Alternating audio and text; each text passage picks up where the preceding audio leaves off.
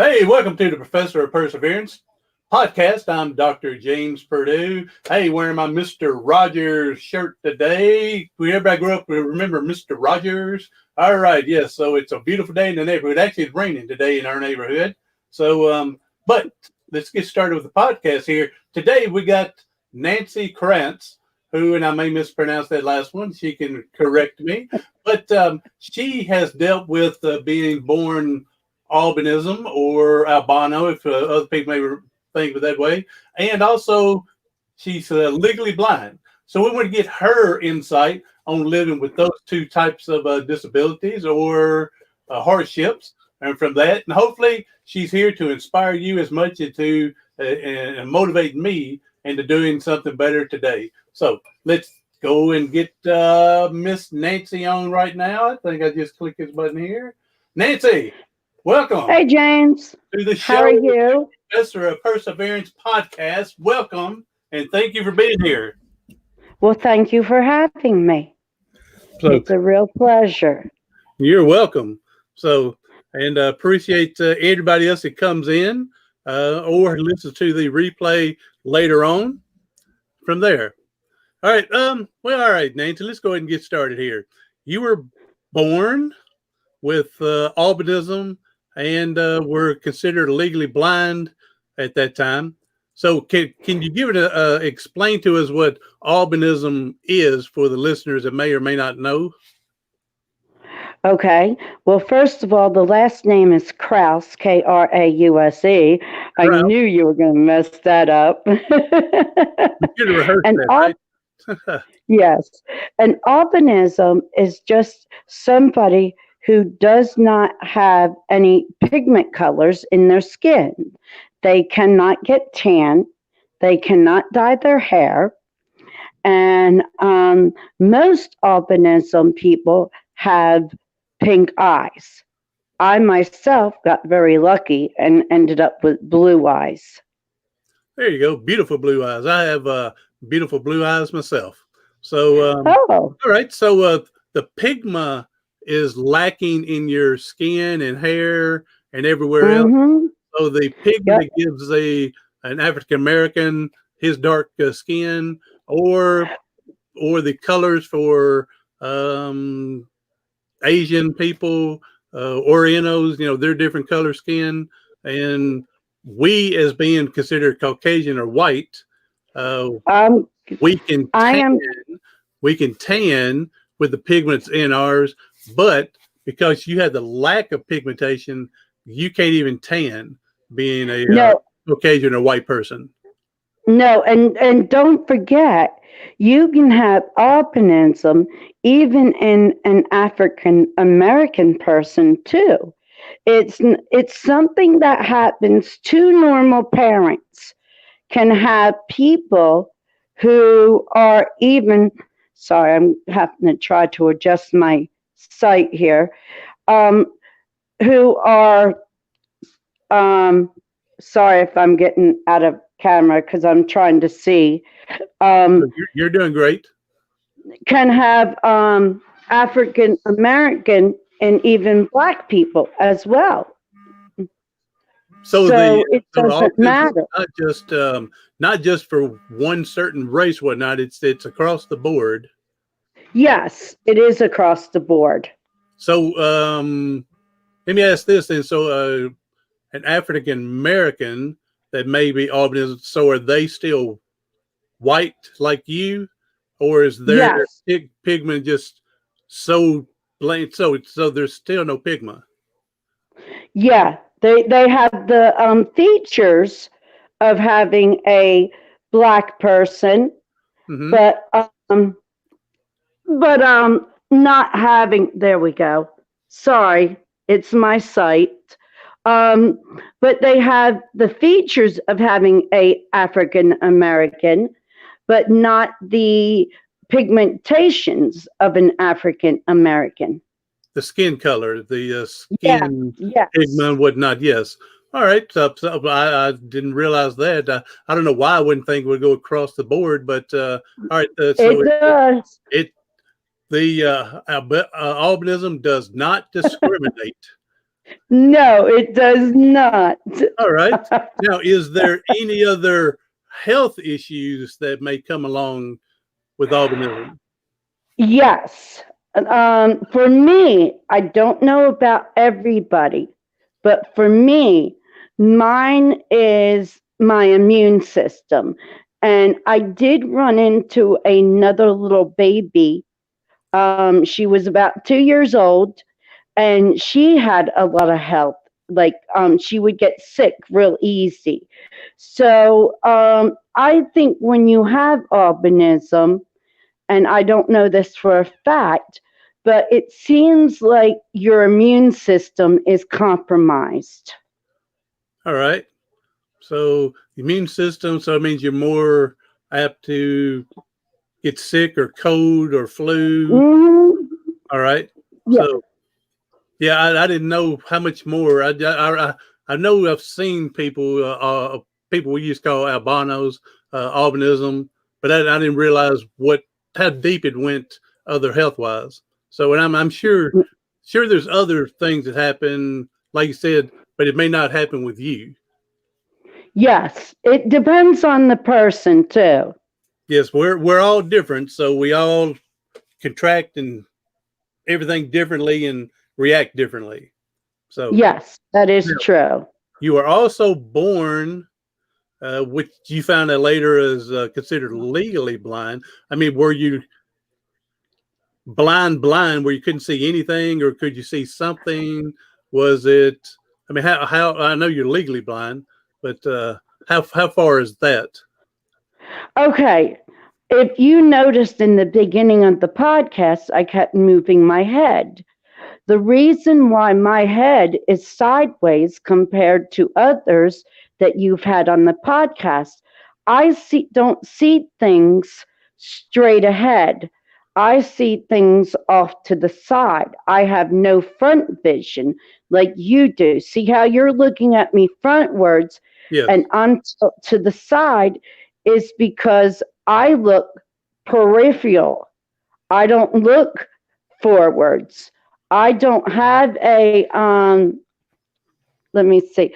I don't have like my fingers pointed straight. I Hmm. look this sideways. Yes. So in the middle of the picture of anything you look at, it's black, but Not really, no. not black. No, Okay. it's not like what you have up on the screen, the black. It's just I can't see anything straight on. I have no front vision. I Okay. have, which is called tunnel. I Tunnel don't have vision. no tunnel. I only have peripheral. Okay. So again, you see nothing up front, nothing in the center. Not necessarily it's a black hole or anything, but Mm, in your peripheral vision is where you can see something. yes, And then yes, depending on how far you turn your head is how much the image you can get in at one point. yes, All right. yes, That's good to know. exactly. Yeah. Well, Now, a while back ago, I had cataracts on my eyes, and on my right eye, I didn't realize how legally blind I was because when they removed that cataract, my sister Cindy, she's so funny. I love her. there you go. Um, she said to me one day, we were out on the back deck, and she said, after I had both cataracts removed, she said to me, Nance, you're talking with your eyes open. I'm like, what? What do you mean I'm talking with my eyes open? And I never understood what she meant until like a while back ago. I said, like, okay, wait a minute. What do you mean? And it dawned on me that was I really talking with my eyes closed all that time and I never knew it? So maybe I had a small case of cataracts on my eyes all those years and never knew it. And then until I finally gotten in my 50s, they got worse. Hmm. And then all of a sudden, boom, I stopped talking with my eyes closed. Because albinism, they are very light sensitive. Okay. Now, what do you know what the numbers are that's considered legally blind? Like 20/20 is perfect vision. Yeah, I do not know that. I know there's a number. It's more than 2,200. It's more than that. I'm not sure exactly what the numbers are. That'd be something we have to research and look up. So, Yeah, we would. That would be interesting because I have no clue myself. I know I'll never be able to drive a vehicle. In a joking matter, though, the only two things I can drive are pontoon boats and golf carts. there you go. Safety on water. You can't really crash into anything. That's right. So, all right, hold on. As we're looking this up, as we're talking, I went and Googled here, and it says to be legally blind, you must be 2,200. So I was right about that part, or Yes. worse in your better eye. So, all right. So I looked that up just now as you were talking. So legally blind is 2,200 or worse Yep. than that. So, and of course, 20/20 means you can see something 20 feet away normal. So when they compare Yeah. the numbers, so what someone else can see at 200 feet away, you have to be at least 20 feet away to be able to see the same thing they can see 200 feet away. So Yeah. See, I can. all right. So Yes. that's Yes. all right. Good. We determined that legally blind is 2,200 or worse. So Yes.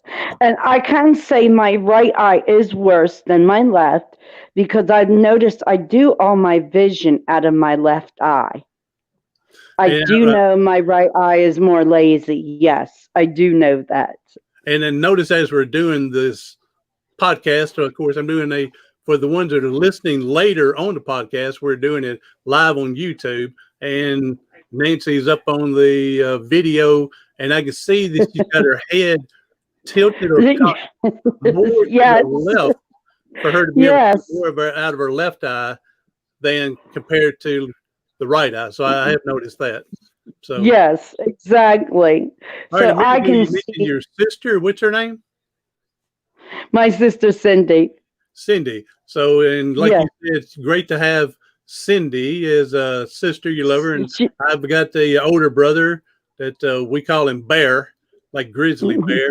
And yes, they're great.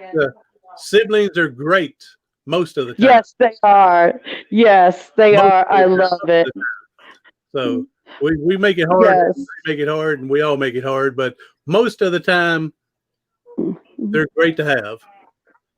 Oh, yes, they are. And let me tell you, she has helped me a lot with seeing different things and everything else. And actually, my sister Cindy's right here with me. So I'd like to introduce to you my sister Cindy Brock. Hey, Miss, Hi, James. I hello, Miss did not dress Cindy. for this occasion, but I have a few things I would like to add. Oh, One yes, of the ma'am. things, Nancy is one of the most amazing people I have ever met. She can conquer anything. She's the most popular person. She self-sufficient. She can cook a meal like you have no idea. She can figure out computers, and I got to ask her how to do everything. So she's pretty amazing. And actually, Nancy's Hispanic. So Hispanic? yeah. So she would normally have the dark hair and stuff, but she doesn't, because of her albinism. But yeah, she's pretty amazing. Like there's nothing she can't conquer, nothing she can't do, and she's never let her disability stop her. Now you're going to have to get a wheelbarrow so you can put her head in as it's blowing up. Oh, I tell her it all. For you bragging on her, for her to be able to move around. Yeah, So, Nancy came to with us when I'll tell him that. Yeah. I'll tell him that. Nancy came to live with us when I was 5, so I was 9. and she was, or I was 6 and she was 9, and we're stuck at the hip. Yeah. And she's a miraculous woman. That's why I contacted her about doing this podcast. And you yourself, Cindy, for doing this, for being her sister or whatnot, and doing everything to help, and her take care of each other. Y'all are both amazing. Y'all are both amazing. Well, you're pretty amazing too. But I just want to let you know, yeah, Nancy's the stuff, man. I think she should be famous.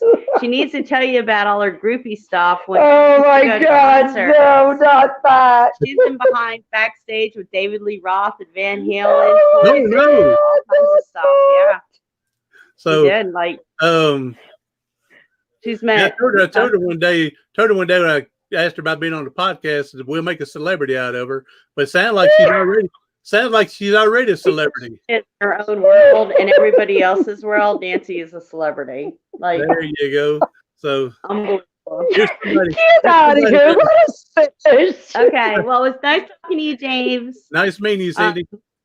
Go, Nance. There you go. And Nancy's oh my God, I'm gonna kill her later, trust me. I'm gonna get her later. So here's someone done come in on us, and name is Mary Bentliff, and she says, I love Nancy, she is amazing. There you go. Said, you got a fan club already here waiting on you. So says you're amazing. And I have no doubt you're amazing. That's why I wanted to have you on the podcast. So, oh my God, that could be. Did it begin with a Z?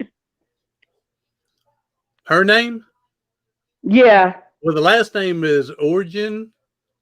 O-R-E-N. It's Jersey. It's a Jersey name. Thank you, Mary, for watching. So she loves you, and she said you're amazing. And thank you, Mary, for coming in and listening and making Nancy's day here. So, all right, Nancy. So let's go ahead and continue on here. Now, when you were a young woman, young girl, did you experience bullying? Well, you know what? If I did, I ignored it because, okay, my first 8.5 years of my life, I lived in a foster home, and pretty much that was a sheltered life, okay? It was until I was 9 years old when I was coming to live with Cindy, who you just met. Yes. We had people on Willow Street who we called the Willow Street Gang. And I was pretty accepted in that little group. When I went to school, if there was bullying, I didn't care about them bullying me. I had an issue when I was in my special ed classes that they would bully my special ed friends. Then I had problems because some of my special ed friends were worse off than me. Yes. And I did not appreciate the kids picking on the other kids, picking on them. And call me crazy, but I always was for the underdog. And I could not stand someone picking on the underdog. I remember back in 8th grade at Delanco School when I was going to Hickory Street School, my 2 playground teachers, Mr. Mumford and Miss Pearson, even though I didn't pronounce his name right, if it wasn't for them two, I could not tell you how many times I would have been sent to the principal's office. There were my classmates out playing in the playground, and he saw me walk over towards the fire escape, and I didn't know he was following me. And come to find out, he followed me over there because he knew what was going on. And I was fixing to whoop up on some kids for picking on my classmates. My niece Chrissy lived on this one street called Lilac Lane, and she had a boy across the street, and he would come over, I'm not going to mention names, would constantly pick on her, fiercely. Well, he happened to pick on her on the wrong day because I happened to be over there, and needless to say, he got his shirt ripped off of his butt. So you were strong enough in your character that you just ignored the bullying, but you were a mother hen with your Yep. protecting your little chicklings when Yep. other predators or preys or bullies would come near. Yes, that's pretty much it. I mean, as long as they weren't, if they were picking on me, I could care less, but don't pick on somebody else. That's right. So that's awesome that, help protecting the other people. And again, ones that are less fortunate, less, you said they were worse shaped than you. So it's awesome that you were able to do that, to stand up to the bullies for them. So yeah, well, I don't know what made me do that, but that was just, I don't know why I did it. It was just something I did, and I can't explain it to this day, but it's just the way it was. I mean, that's just all there was. I just can't handle someone who's less fortunate than me getting bullied. And I'm the same way today.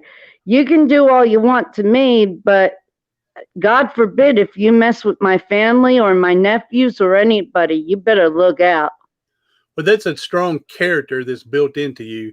And I'm a firm believer that people like you and myself and other people with disabilities, that and I'm not just saying disability, people will find out how strong they really are when they face challenges, adversities, hardship, difficulties, whatever you want to call it. People will find out how strong they really are.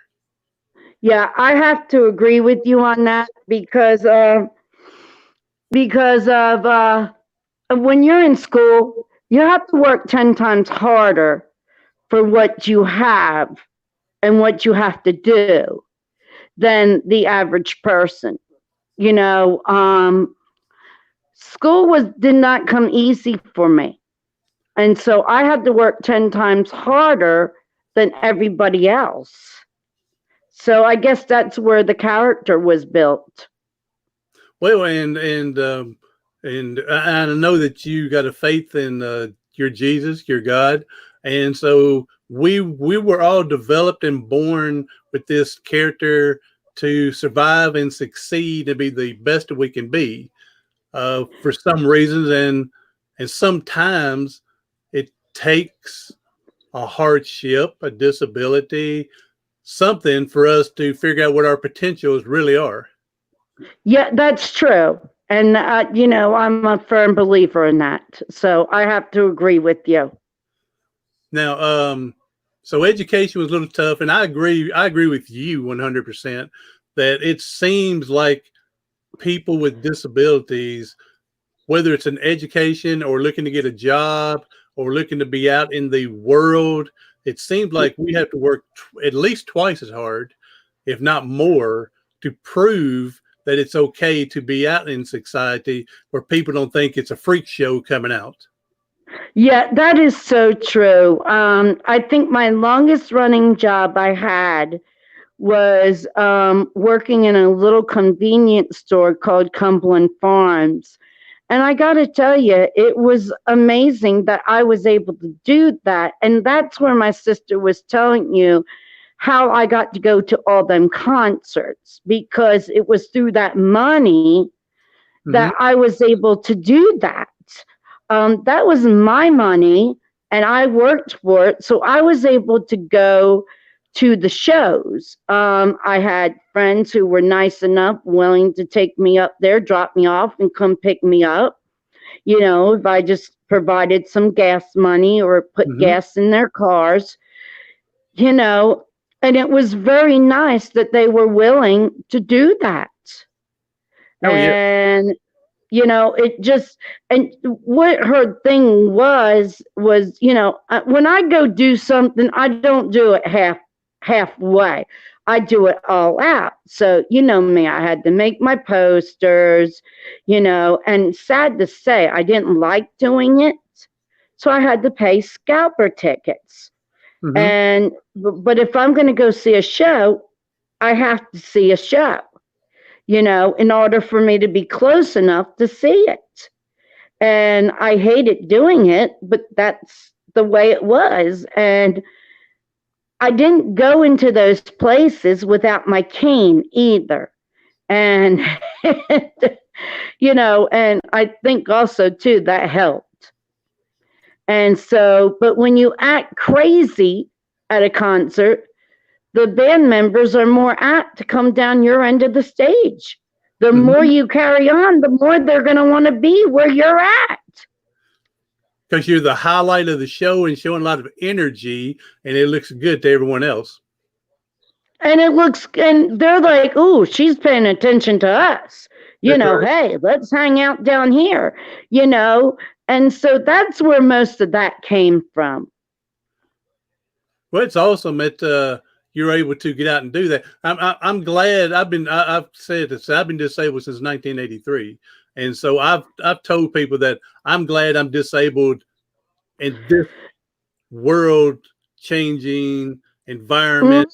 This time of since 1983, but this time of life, I'd hate to think that I was disabled 100 years ago when people were not allowed to get out and do anything. They weren't capable of driving, weren't capable of going to concerts, like you said, or even to go to a sporting event. I know this other gentleman. Oh shoot, can't think of his name now. Last name's Harris, but he's blind, but he would love John Harris' name, John, and he would love to go to football games, even though he couldn't see anything.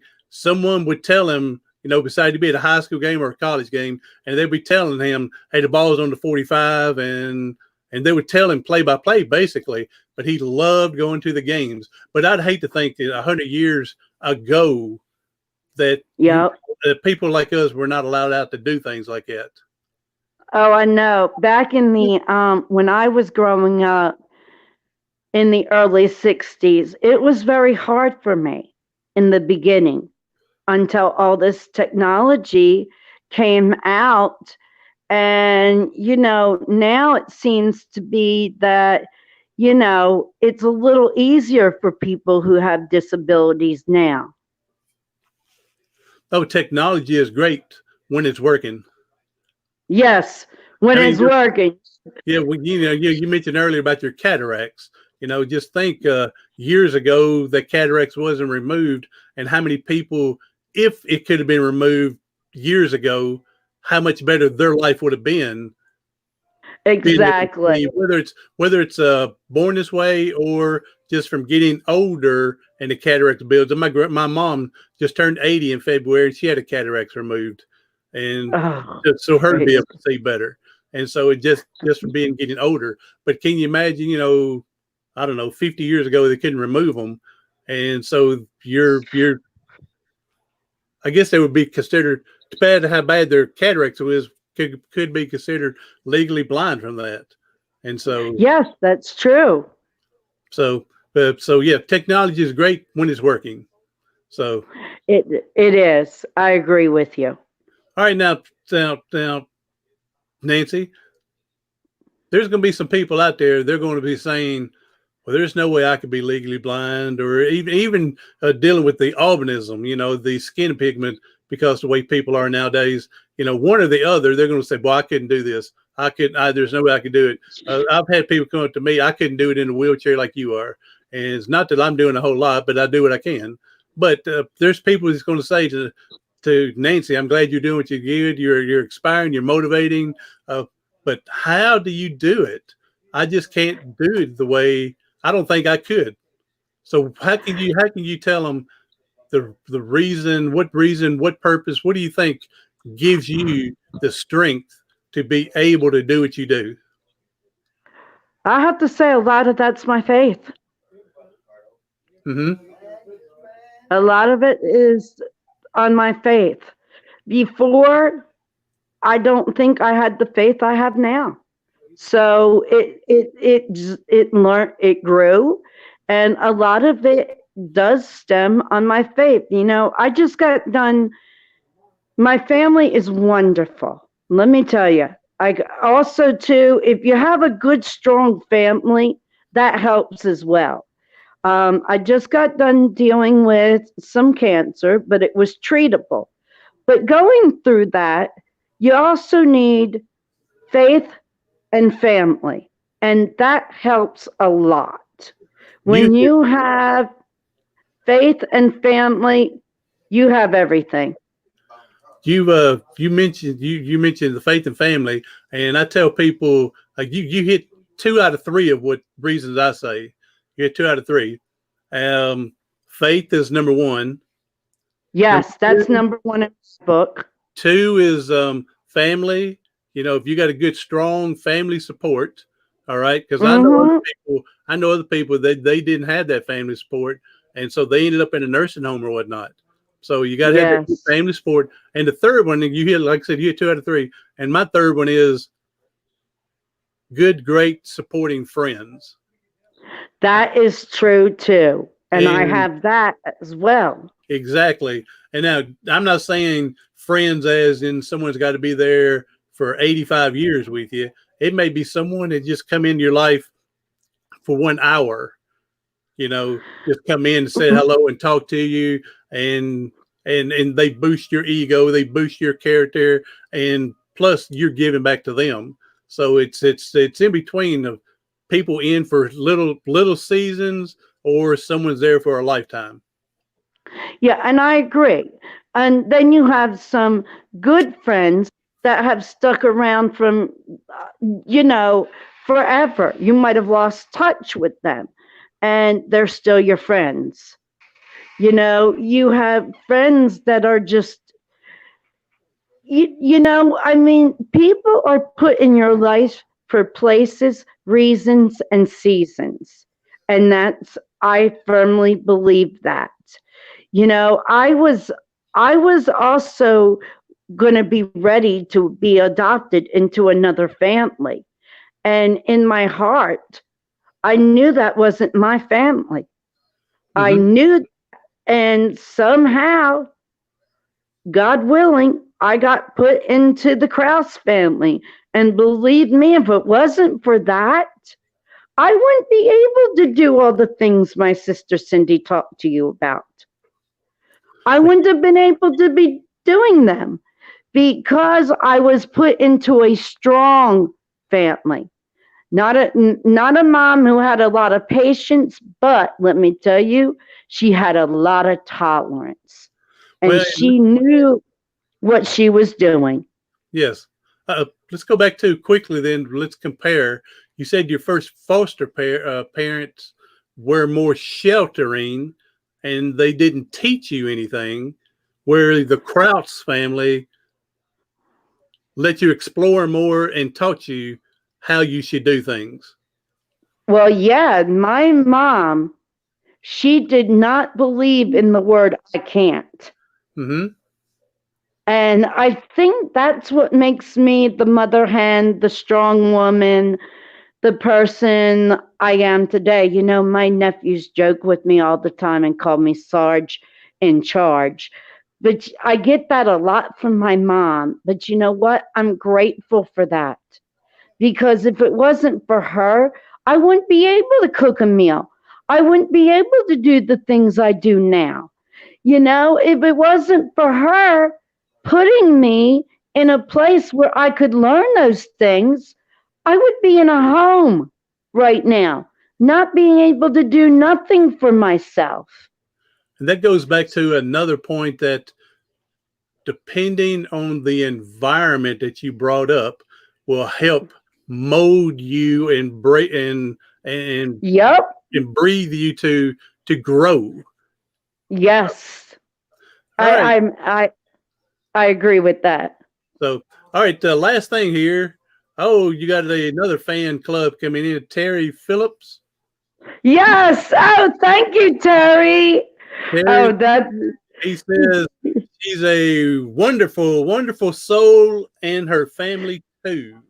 So, Terry, thank you for coming in. Thank you for coming in. Thank you.